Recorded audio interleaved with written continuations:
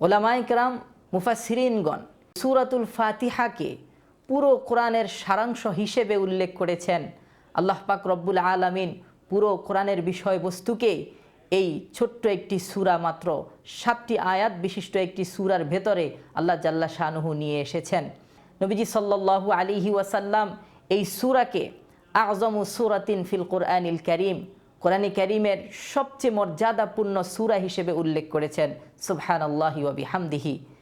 এই সূরার আরেকটি ফজিলত হলো, নবীজি সাল্লাল্লাহু আলাইহি ওয়াসাল্লামের এক সাহাবী আবু সাঈদ ইবনুল মুআল্লা তিনি বর্ণনা করেন যে এই সূরা তিলাওয়াত করে কেউ যদি ঝাড়ফুঁক করে তাহলে আল্লাহ পাক রব্বুল আলামিন এই সূরার বরকতে তার যেই উদ্দেশ্য নিয়ে তিনি ঝাড়ফুঁক করবেন সে উদ্দেশ্যকে আল্লাহ পাক রব্বুল আলামিন কবুল ও মঞ্জুর করবেন।